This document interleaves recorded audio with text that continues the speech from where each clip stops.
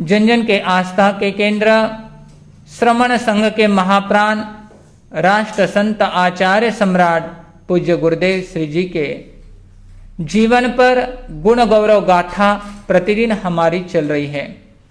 आइए सर्वप्रथम गुरु चरणों में भावों के पुष्प चढ़ाते हुए चंदन सा जीवन महका जिनका, ओ तो आनंद गुरुवर था। शांति समता करुणा थी जिसमें, ओ तो आनंद गुरुवर था। चंदन सा जीवन महका जिनका, ओ तो आनंद गुरुवर था। शांति समता करुणा थी जिनमें, ओ तो आनंद गुरुवर था। ना उलझन थी ना शिकवा था, ओ तो सूरत प्यारी प्यारी थी। उस अद्भुत मूरत को ही जगने दिल से खूब निहारी थी, दिल से खूब निहारी थी।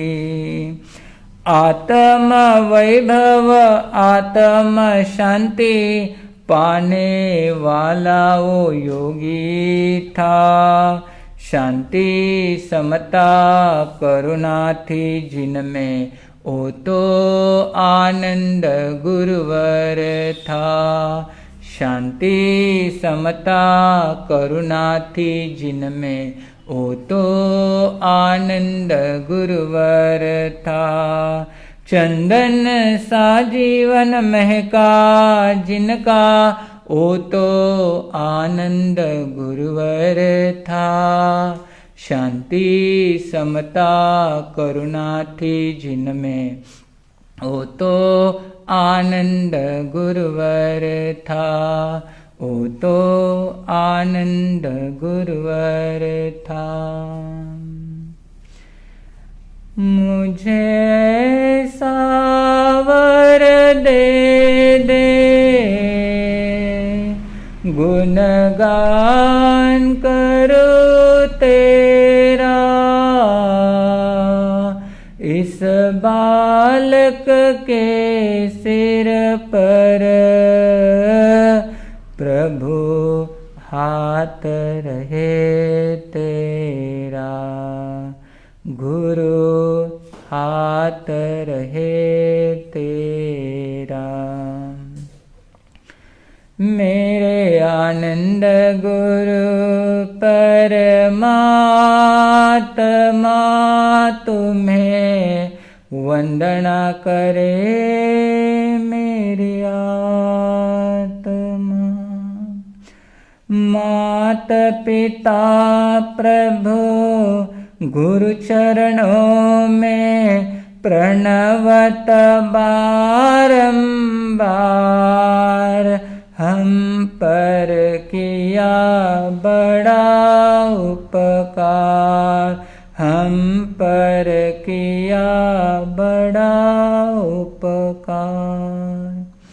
पंच परमेष्टि भगवंतों के पवित्र पावन स्मृति में कोटिशाह वंदन। चिंतामणि पार्श्वनाथ भगवान, भगवान महावीर स्वामी के चरणों में कोटिशाह वंदन। जन जन के आस्था के केंद्र, जीवन के शिल्पकार, मानवता के मसीहा, परम आराध्य पूज्य गुरुदेव श्री आनंद ऋषि जी महाराज साहब के चरणों में कोटि कोटि वंदन। घोर तपस्वी कर्नाटक गजकेसरी पूज्य श्री गणेश लाल जी महाराज साहब, तपस्वी राज प्रेरणादाता पूज्य गुरुदेव श्री मगन मुनि जी महाराज साहब के चरणों में कोटिशाह वंदन। वर्तमान युग प्रधान आचार्य डॉक्टर पूज्य श्री शिवमुनि जी महाराज साहब, युवाचार्य पूज्य श्री महेंद्र ऋषि जी महाराज साहब, आचार्य भगवान की प्रतिमूर्ति जिनमें झलकती है, ऐसे सरलता सौम्यता के धनी महाराष्ट्र प्रवर्तक पूज्य गुरुदेव कुंदन ऋषि जी महाराज साहब, प्रबुद्ध विचारक पूज्य श्री आदर्श ऋषि जी महाराज साहब के चरणों में कोटिशाह वंदन। प्रतिदिन गुरु आनंद गाथा का पान करते हुए अपने जीवन को आनंदमय बनाने वाले सभी श्रद्धालु श्रावक श्राविका आप सभी के भीतर विराजमान शुद्ध स्वरूप परमात्मा को भाव सहित वंदन, भाव सहित वंदन।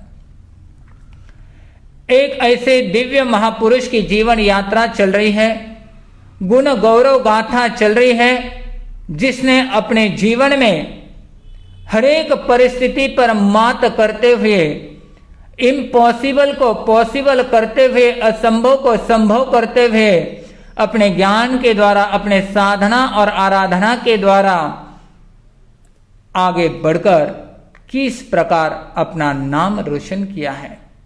जिस महापुरुष के भीतर में आनंद, बाहर में आनंद, बोलने में आनंद, चलने में आनंद, खा रहे हैं, पी रहे हैं, स्वाध्याय कर रहे हैं, ज्ञानाभ्यास करा रहे हैं, हर एक प्रवृत्ति में, हर एक कृति में आनंद ही आनंद की झलक जिनके निकलती थी, सभी को निहारने मिलती थी।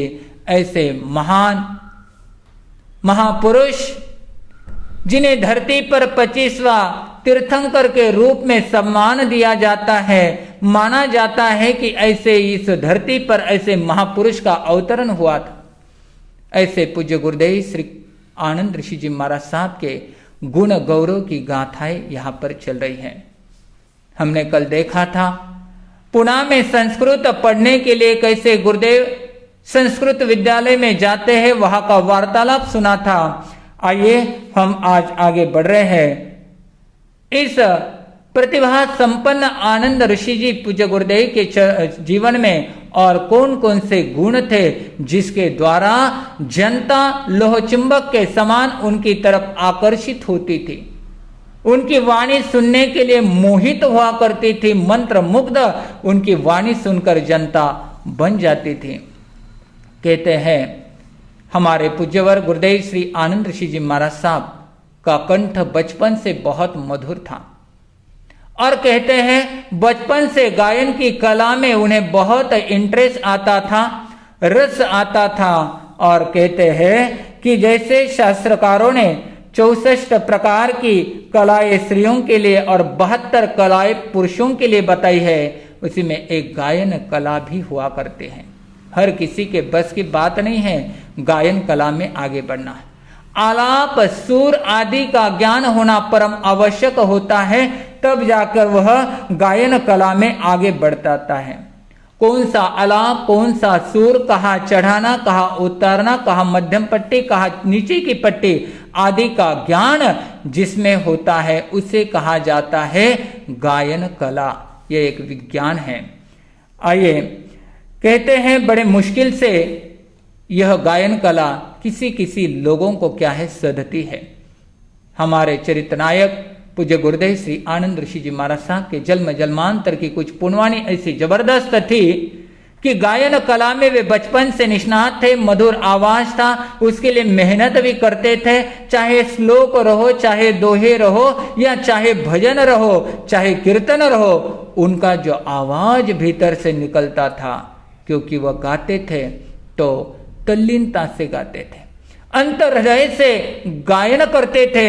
इसके लिए वह तल्लीनता के कारण और वह मधुर स्वर के कारण हर जो कोई उनके भजन गीत आदि सुन लेता वह बड़ा मंत्र मुग्ध हो जाता, दांतों तले उंगलियां चबाता। इतने से कम उम्र वाले ये नवदीक्षित संत, लेकिन इनके आवाज में कितना माधुर्य है। कहते हैं जीवन में अपने जबान को अगर हम शुगर फैक्ट्री बनाते हैं तो निश्चित अनहोनी भी होनी में बदल जाती है। तो इस प्रकार यहाँ पर हमारे पूज्य गुरुदेव के पास में गायन की कला थी, आवाज भी बुलंद था, स्वर में माधुर्यता थी और तन्मयता मस्ती के साथ में जब वो गाते थे, श्लोक आदि का उच्चारण करते थे तो स्वयं भी आनंद को पाते थे और जनता भी आनंदित और मंत्र मुग्ध हुआ करती थी।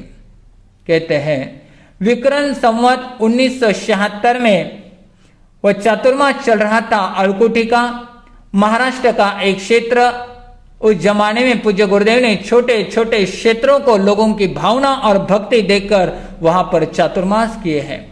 और ऐसे श्रद्धालु जनता वहां पर चातुर्मास और चातुर्मास में भी पूज्यपात रत्न ऋषि जी महाराज साहब के जो प्रवचन, शास्त्रोक्त धारावाहिक बुलंद आवाज के वो प्रवचन, और ऐसे प्रवचन सुनने के लिए गांव गांव से जनता दौड़ी दौड़ी अलकुटी में आकर पहुंच जाती थी।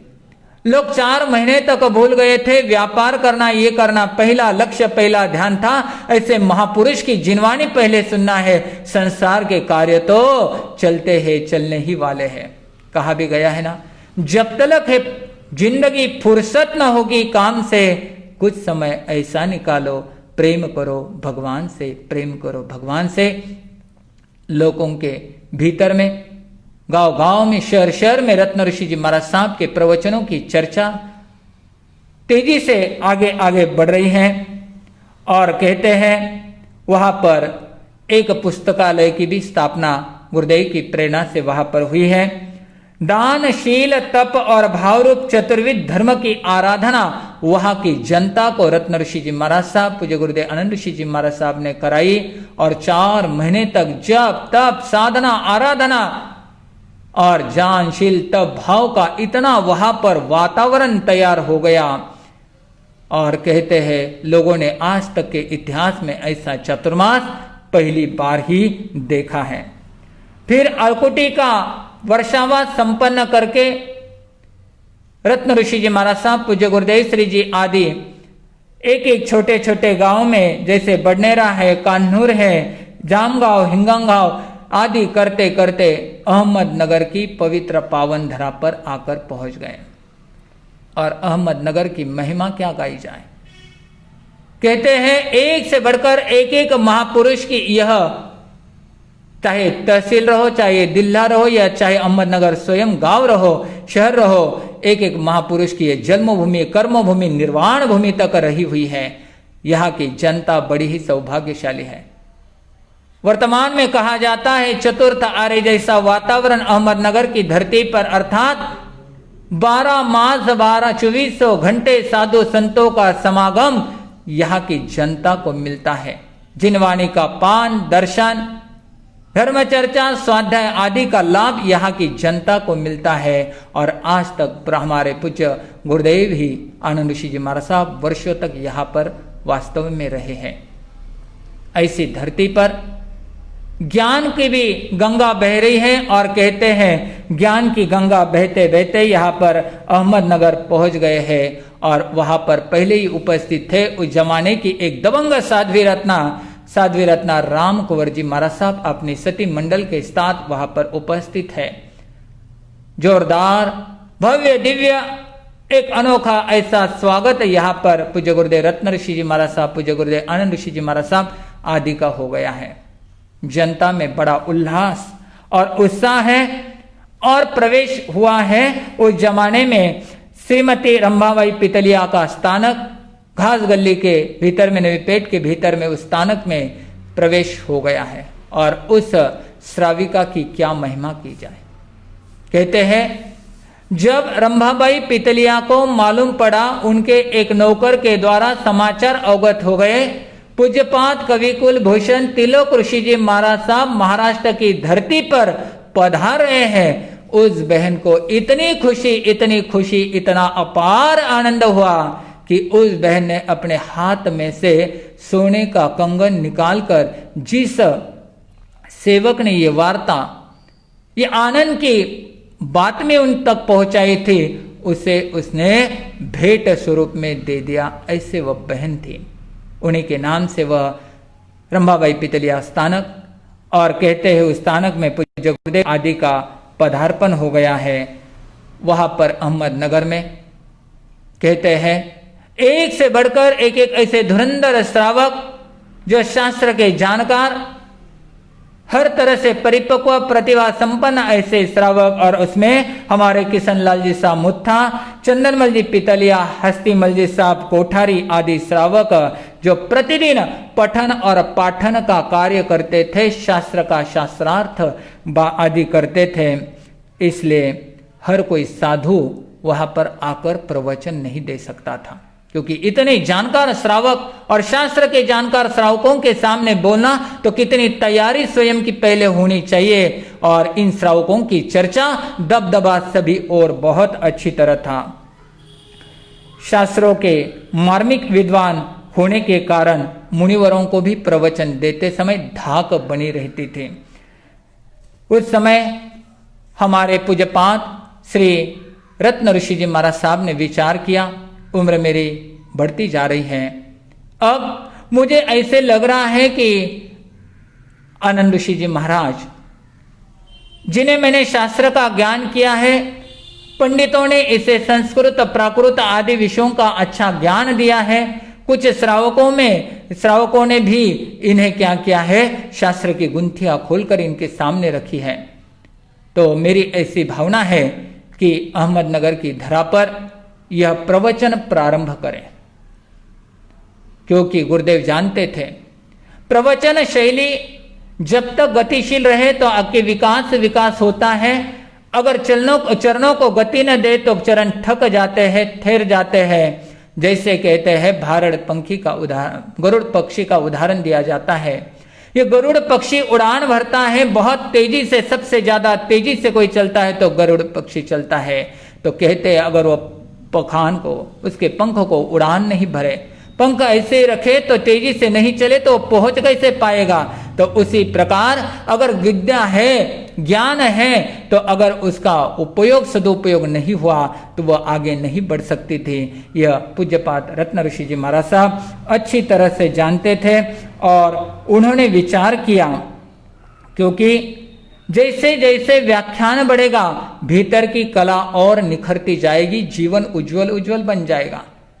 चाहे कोई गलती हुई, कोई कमियां त्रुटि भी रह गई तो वह धीरे धीरे पूर्णाहुति की ओर बढ़ सकती है। लेकिन अब यहाँ पर पूज्य श्री आनंद ऋषि जी महाराज साहब को व्याख्यान देना प्रारंभ करना चाहिए, ऐसा पहले चिंतन मनन पूज्य रत्न ऋषि जी महाराज साहब ने किया। फिर आनंद ऋषि जी महाराज साहब को उन्होंने कह दिया, मेरी भावना है अब से व्याख्यान का पूरा दायित्व आपको संभालना है। यहाँ के श्रावक दबंग है, अच्छी मेहनत करनी है, इसलिए मैंने आपको पूर्व सूचना दे दी है। अब आपको तैयारी में लगना है, क्योंकि कहते हैं व्याख्यान, जिनके पास व्याख्याता बनना कोई साधारण बात नहीं होती है। दुनिया में विद्वान पंडितों की कमी नहीं है, लेकिन सफल कुशल व्याख्याता बहुत बहुत कम है। कोई व्याख्यान में निष्णात है तो विद्वत्ता में कमी, कोई विद्वत्ता में ज्यादा तो व्याख्यान में कमी, और कोई विद्वत्ता और व्याख्यान दोनों में भी अगर आगे निकल जाता है तो उसका क्या कहना, पांचों ही उंगलियां घी में होती है। तो इस प्रकार व्याख्यान की कला भी कोई साधारण कला नहीं है, इसके लिए बहुत मेहनत, कुशल नेतृत्व करना पड़ता है। और कहते हैं शास्त्र का मर्म, किसी श्रावक ने बीच में उठकर कुछ प्रश्न पूछा तो उसका जवाब भी देना पड़ता है। यानी व्याख्यान करने वाले को हर तरह से तैयारी रखनी पड़ती है। स्वयं का ज्ञान ध्यान इतना परिपक्व होना चाहिए कि चाहे कोई भी परिस्थिति आ जाए वह तुरंत उसका समाधान वही के वही करने की ताकत रख सकता है, कहते हैं। और अब उनके परिश्रम और कहते हैं विद्वत्ता की परीक्षा की घड़ी आ गई, क्योंकि इतने बड़े बुजुर्ग दबंग श्रावकों के सामने उन्होंने प्रवचन करना है। लेकिन कहते हैं जिनके भीतर में निडरता होती है, जिनके भीतर में उमंग उत्साह और साहस होता है, ऐसे प्रतिभा के धनी कोई साधारण नहीं होते। वे तो मैदान में उतरकर क्या कर लेते हैं, अपनी जीत कर लेते हैं। कहा भी गया है, लहरों से डरकर नैया पार नहीं होती, हिम्मत रखने वाले की जिंदगी में कभी हार नहीं होती है। और हमारे पूज्य गुरुदेव श्री आनंद ऋषि जी महाराज साहब साहस के प्रतिमूर्ति थे और उनमें घबराहट नहीं है। उन्होंने सोचा गुरुदेव ने आदेश दिया है, उनका आशीर्वाद मेरे साथ में है कि इस बात की मुझे कमी गिरने वाली नहीं है। प्रगति का एक मौका मुझे प्राप्त हुआ है, क्योंकि कहा है जो चलता है वो आगे बढ़ता है। एक सुविचार भी आया हुआ है, चलना जिंदगी है और रुकना मौत के समान है, और जो चलता है वही आगे मार्ग पर आगे बढ़ता है और एक न एक दिन अपने लक्ष्य को, ध्येय को, एम को जरूर प्राप्त कर लेता है।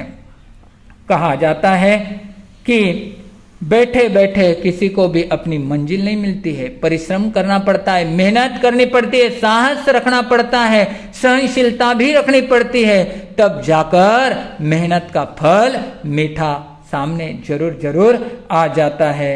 गुरु आज्ञा का पालन यही जीवन का एक मंत्र बन गया था। गुरु ने जो आदेश दिया उसका पालन करना यही जीवन का सार, ये जीवन का लक्ष्य हमारे पूज्य गुरुदेव श्री आनंद ऋषि जी ने बनाया था। और कहते हैं गुरुदेव की आज्ञा मिली है, गुरुदेव के समक्ष जाकर कहा, गुरुदेव आपने जो फरमाया है आपका आशीर्वाद है तो अच्छी तरह से पूरा होगा, लेकिन भगवान मुझे कौन से विषय, कौन से शास्त्र को लेकर वहां पर प्रवचन फरमाना है, ये भी थोड़ी कृपा आप कर दीजिए ताकि मैं वो हिसाब से आगे का कार्य संपन्न करूं। गुरुदेव रत्न ऋषि जी महाराज साहब बड़े ही विद्वान, दूरदृष्टि के धनी, उन्होंने कहा, आनंद ऋषि जी आपको औपपातिक सूत्र के ऊपर प्रवचन देना है, क्योंकि मैं जानता हूं यहां के जो एक श्रेष्ठ श्रावक मुत्थाजी साहब, जिनसे आपने औपपातिक सूत्र का ज्ञान प्राप्त किया था, तो आपने उसके बाद उसके ऊपर कितना चिंतन, कितना मनन किया है, कौन कौन सी ग्रंथियां उधर उस सूत्र में से आपने खोली है। तो इसलिए मेरी इच्छा है औपपातिक सूत्र के ऊपर आपको क्या करना है, प्रवचन देना है। गुरुदेव का आशीर्वाद ले लिया, विधिवत वंदना कर ली और निकल पड़े हैं पूज्य गुरुदेव श्री आनंद ऋषि जी महाराज साहब प्रवचन देने के लिए।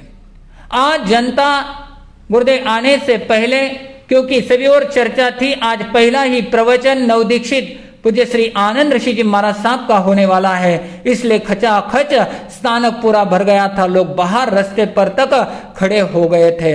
और जैसे ही पूज्य गुरुदेव आनंद ऋषि जी महाराज साहब प्रवचन हॉल में पहुंच गए हैं, जोर जोर से जयकारे लग रहे थे, भगवान महावीर स्वामी की जय, कवि कुलभूषण पूज्य श्री तिलक ऋषि जी महाराज साहब की जय, पंडित रत्न पूज्य श्री रत्न ऋषि जी महाराज साहब की जय, ऐसी घोषणा वहां पर चल रही थी। पूज्य गुरुदेव श्री आनंद ऋषि जी महाराज साहब ने अपने बुलंद मधुर आवाज में नवकार मंत्र मंगलाचरण स्वरूप में वहां पर बोलना प्रारंभ किया। जनता मंत्र मुग्ध आंखें बंद करते हुए तल्लीनता के साथ में पंच परमेष्टि का स्मरण वहां पर कर रही थी।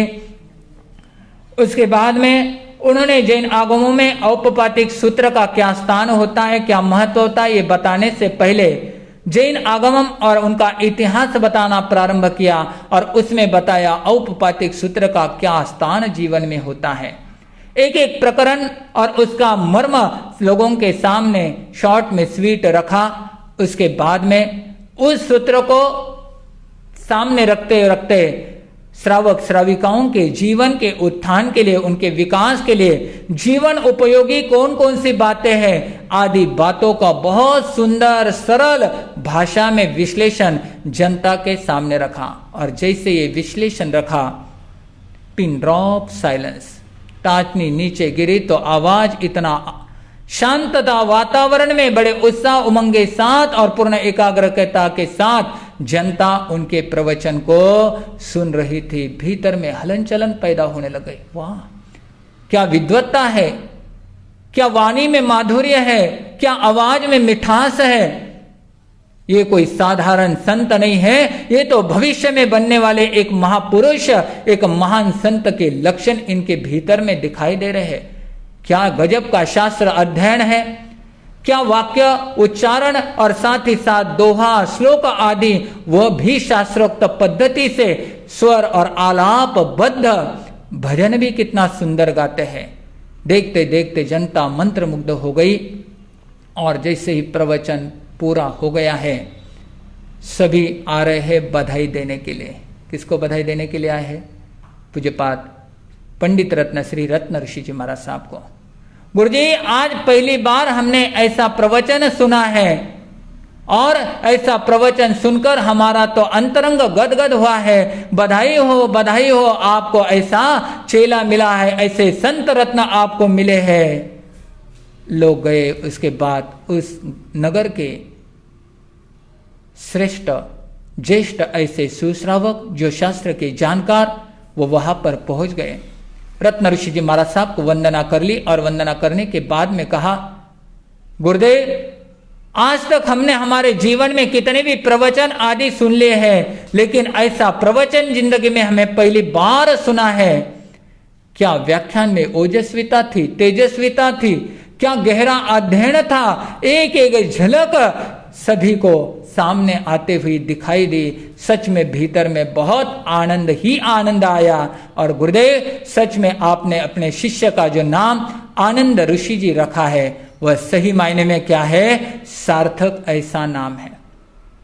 अब किस गुरु को खुशी नहीं होगी, अपने बेटे की कहो, अपने इस शिष्य की प्रशंसा सुनते हुए गुरुदेव का अंतरंग गदगद हो रहा था।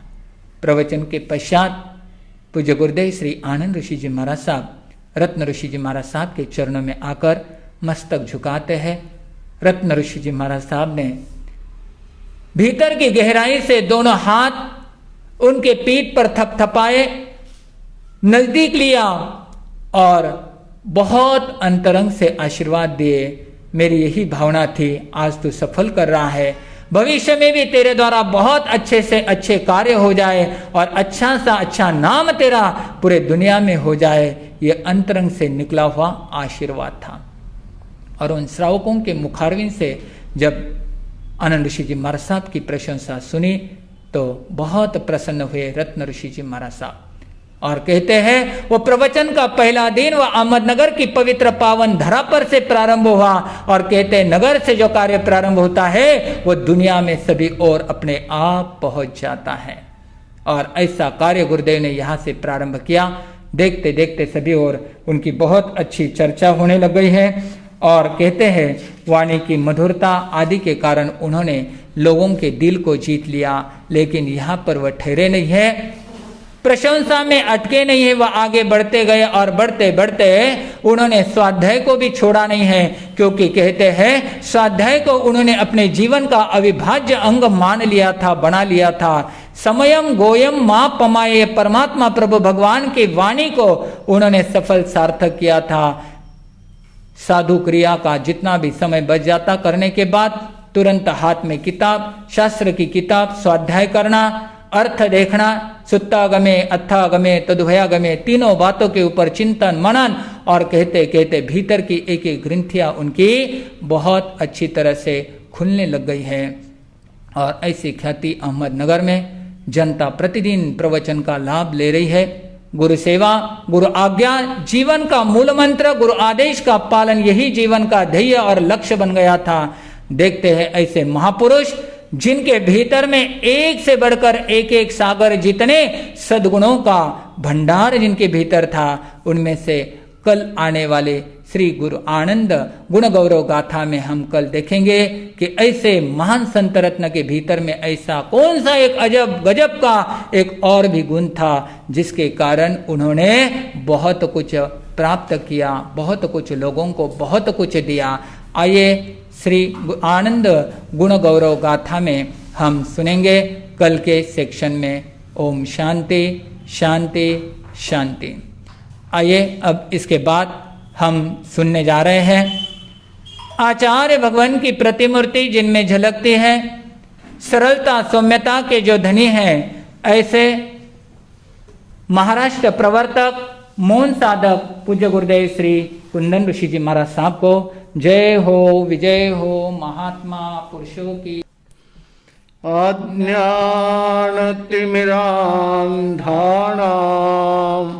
ज्ञानाञ्जन शलाकया चक्षुरुन्मीलितं येन तस्मै श्रीगुरवे नमः, तस्मै श्रीगुरवे नमः। परम श्रद्धेय महामहिम गुरुदेव के चरणों में वंदन। समादरणीय संत वृंद, धर्म प्रेमी भाइयों, माता और बहनों, अभी अभी हमारे आलोक ऋषि जी ने आचार्य भगवंत पूज्य गुरुदेव उनके जीवन पर सुंदर ढंग से प्रकाश डाला है। आप सुन रहे थे, वह अहमदनगर की धरा पर रत्न ऋषि जी महाराज साहब का वर्षावास हो रहा है। प्रथम बार उन्होंने देखा कि अब इस नवदीक्षित का विकास कैसे हो, इसके प्रवचन यहाँ पर हो, जिससे पूरे अहमदनगर जिले के अंदर जानकारी होगी। और इसीलिए उन्होंने अपने आप को विश्रांति करने के दृष्टि से वहां पर कह दिया कि अब यह इस वर्षावास में आनंद ऋषि जो नवदीक्षित है, बाल दीक्षित है, वही इस चातुर्मास को संभालेगा। यह घोषणा करने के बाद में पहला ही दिन था। सभी बाल दीक्षित को उत्सुकता से देखने के लिए और उनको सुनने के लिए जनता की भीड़ लग गई है। पूरा वह उपाश्रय स्थानक खचाखच भर गया है, कहीं पर भी जगह नहीं है। और उसके अंदर अकेला वह नवदीक्षित वहां पर बैठ करके अपना प्रवचन प्रारंभ कर रहा है। बहुत अच्छा स्वर था, माधुर्य था वाणी में, और शब्दों का चयन भी बहुत सुंदर ढंग से हो रहा था। वहां बैठ करके नवदीक्षित पहला ही प्रवचन शुरू कर रहा है। उसने देखा कि जब तक हमारे आगम जो है, वे आगम जब तक जनता के सामने नहीं आएंगे, वहां तक उनकी श्रद्धा निष्ठा बढ़ नहीं सकती है। इसीलिए उन्होंने प्रारंभ में ही आगम के ऊपर प्रवचन देना शुरू किया, प्रस्तावना रखी, और उस प्रस्तावना के अंदर भी वह इतने सुंदर ढंग से बात रख रहा है, इतिहास को सामने रख रहा है, कैसे यह आगम की रचना हुई है, गंधर्वों ने कैसे इनको गूथा है, आदि आदि की बातें जो सामने आ रही थी। वे पढ़े लिखे सभी श्रावक भी दंग थे। उन्होंने देखा कि हम अनेक लोगों के प्रवचन यहाँ पर सुने हैं, परंतु इतने गहराई से, इतने सुंदर ढंग से और व्याख्या के साथ आगमों का पाठ रखने वाले संत पहली बार हमने देखे हैं। वास्तविक यह बाल संत भविष्य के लिए एक वरदान सिद्ध होगा। महाराष्ट्र के लिए ही नहीं परंतु संपूर्ण भारत के लिए ऐसे संतों का मिलना बहुत कठिन है। और उन्होंने क्या है, मन ही मन में अपनी प्रशंसा प्रारंभ करी है। बाल नवदीक्षित बाल यानी आनंद ऋषि जी अपना प्रवचन दे रहे हैं और वे भी इतने सुंदर ढंग से प्रवाहित भाषा में सरल और सुलभ बना करके वह प्रवचन रख रहे हैं। और एक एक प्रवचनों के शब्दों को सुन सुन करके भी सभी लोग यानी क्या हो रहे हैं, खुश हो रहे हैं, प्रसन्न हो रहे हैं। और प्रवचन चल रहा है, प्रवचनों की संग श्रृंखला निरंतर आगे बढ़ रही है। उन प्रवचनों को सुन सुन करके सभी लोग यानी क्या है, आश्चर्यचकित हो रहे हैं। गुरुदेव ने मंगलाचरण किया। मंगलाचरण क्यों किया जाता है, मंगलाचरण क्या होता है, आदि की बात बताई कि धम्मो मंगलम की ठम, वास्तविक धर्म ही उत्कृष्ट मंगल है। दुनिया के मंगल अमंगल हो जाएंगे परंतु धर्म मंगल कभी भी अमंगल नहीं होता है, वह हमेशा के लिए क्या है, मंगल रूप होता है। और धर्म को ही हमें अपने जीवन का साथी बनाना चाहिए, धर्म को ही अपना जीवन का आजीवन के अंदर अंगीकार करना चाहिए। आदि आदि की बातें बड़े सुंदर ढंग से उन्होंने रखने का प्रयास किया है। और उन बातों को सुन सुन करके भी सभी लोग क्या हो रहे हैं, सुन सुन करके प्रसन्न हो रहे हैं। और सभी तरफ चारों तरफ उस प्रवचन की ख्याति चली जाती है। प्रवचन को आगे बढ़ाने के लिए यानी क्या है, एक दूसरे के मुंह से यही शब्द निकल रहे हैं, जहाँ भी जाते हैं वहाँ पर प्रवचन का ही विषय हो रहा है। ऐसे करते करते आगे क्या होता है यह हम देखेंगे, उनके अंदर कैसे कैसे गुण कैसे आए और गुरु का कितना उनके ऊपर वरद हस्त था और साथ ही साथ अनुशासन भी था। और उन अनुशासन के द्वारा भी उनको घड़ा हुआ था, इसीलिए उनका जीवन इतना सुंदर बन रहा था। संक्षेप में इतना ही कह करके मैं अपने शब्दों को विराम देता हूँ। बोलो भगवान महावीर स्वामी की जय। आनंद आनंद गाए जा, चरणों में शीश झुकाए जा। जय आनंद आनंद गाए जा। ए श्रमण संघ के नायक है, ये सन्मति पथ के दायक है। उस पथ पर कदम बढ़ाए जा। जय